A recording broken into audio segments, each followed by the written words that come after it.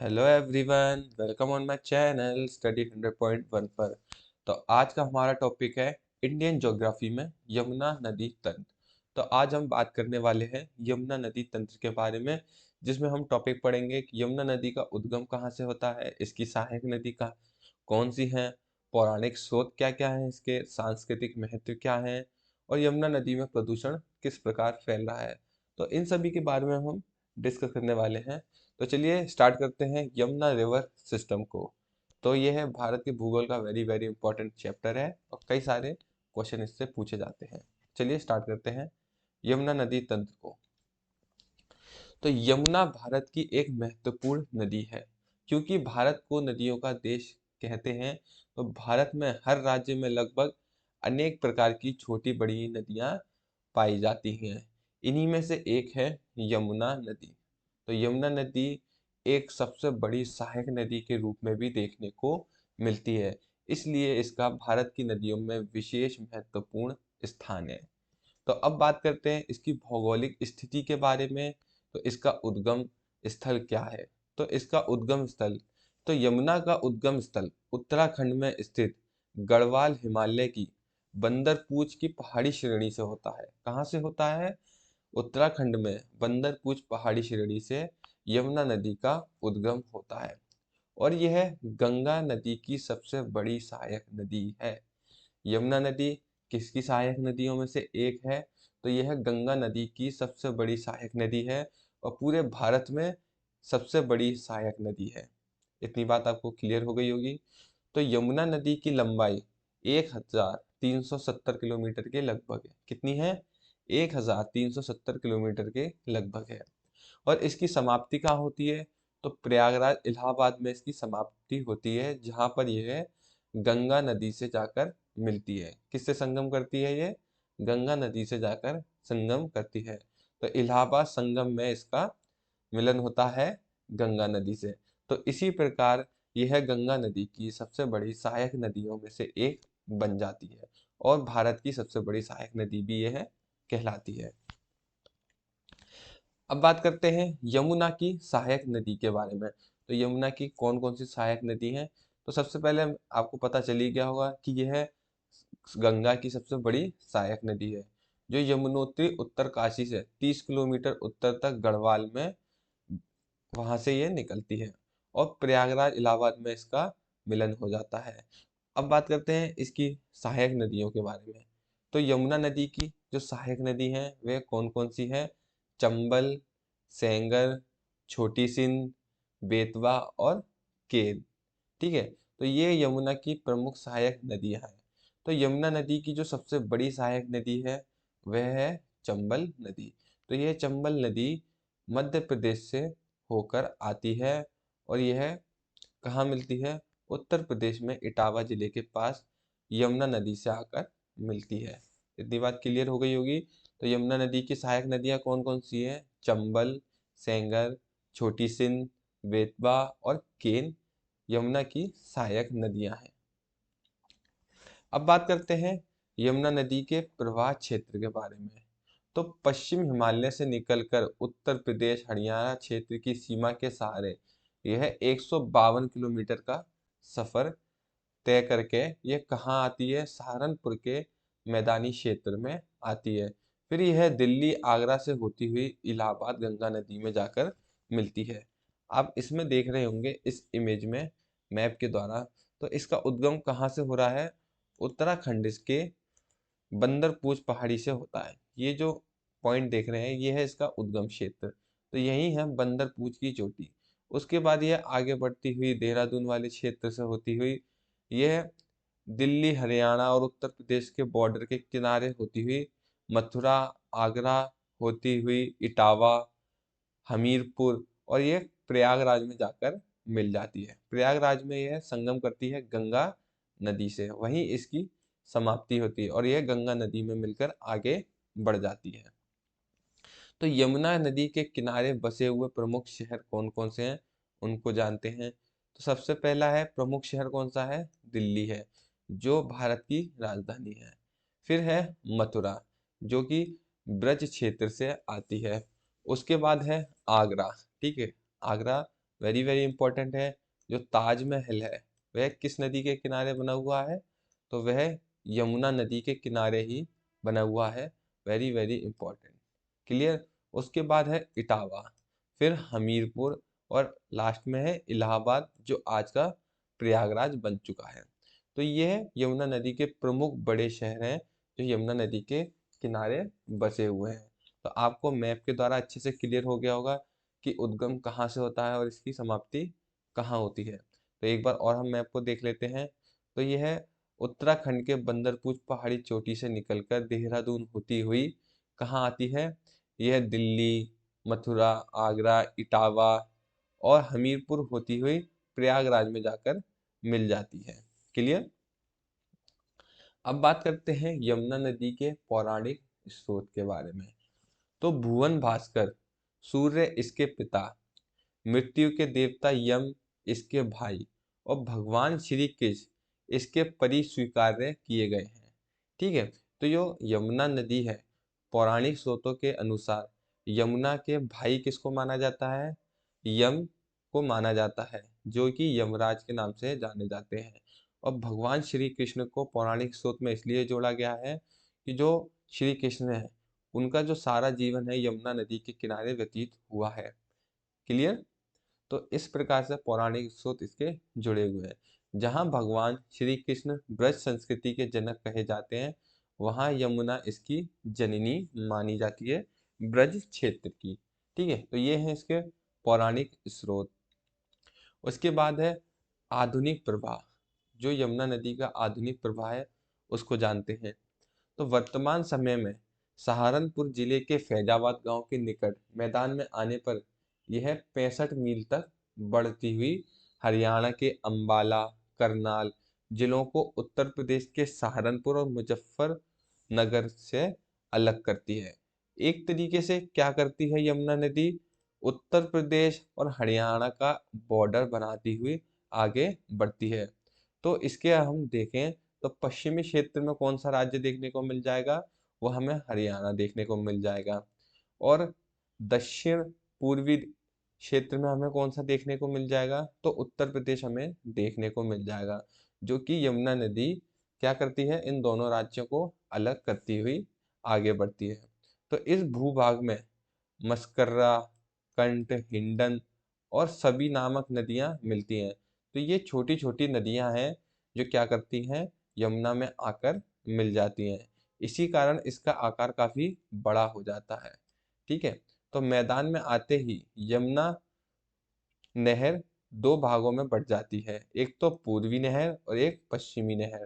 ठीक है। कितने भागों में बढ़ जाती है? मैदानी क्षेत्र में आते ही दो भागों में बढ़ जाती है, पूर्वी यमुना और पश्चिमी नहर के रूप में। ठीक है। अब बात करते हैं इसके सांस्कृतिक महत्व के बारे में।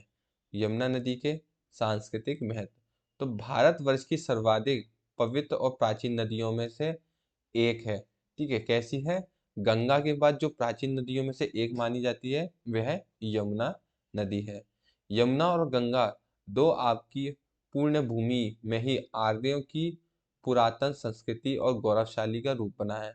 जो आर्य आए थे तो वह किस नदी के किनारे सबसे ज्यादा बसे थे? यमुना और गंगा नदी के सहारे। तो ब्रजमंडल की तो यमुना एकमात्र महत्वपूर्ण नदी है जहाँ ब्रज संस्कृति का संबंध है, जहाँ से ब्रज संस्कृति निकल कर आती है।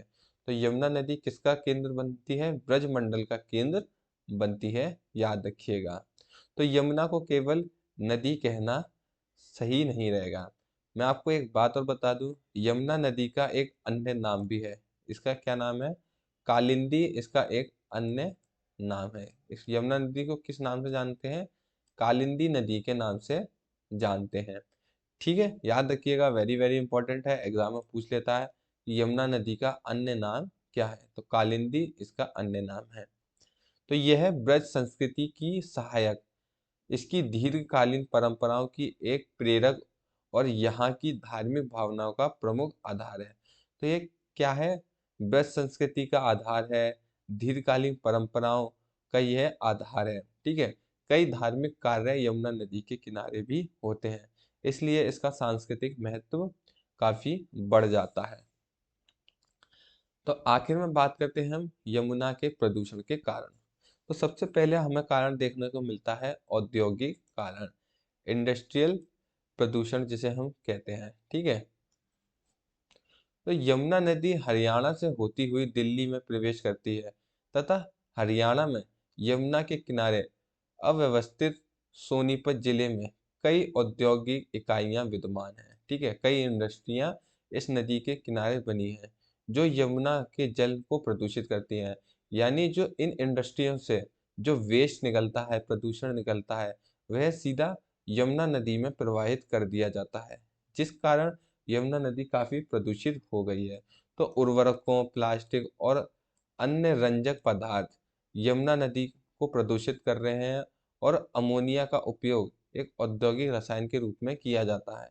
ठीक है, जिस कारण क्या हो रहा है, यमुना नदी में अमोनिया की मात्रा कम हो रही बढ़ रही है, जिस कारण क्या होता है अमोनिया से कि जल में ऑक्सीजन की मात्रा कम हो जाती है और वह अधिक प्रदूषित हो जाती है। फिर है नालों का मिलना।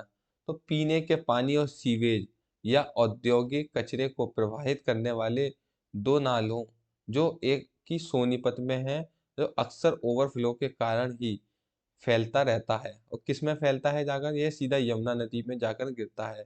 फिर भी वह दीवार जो इन दोनों नालों को अलग करती है, उसमें क्षति के कारण आपस में मिल जाते हैं। यानी जो ये दीवार है जो यमुना नदी और इस नाले को अलग करती है, वह इस गंदे पानी की वजह से काफ़ी कमज़ोर हो चुकी है और टूटकर उस नहर का पानी जो नालों द्वारा आता है वह यमुना नदी में जाकर मिल जाता है, जिस कारण पानी में अमोनिया का स्तर काफ़ी बढ़ गया है। क्लियर?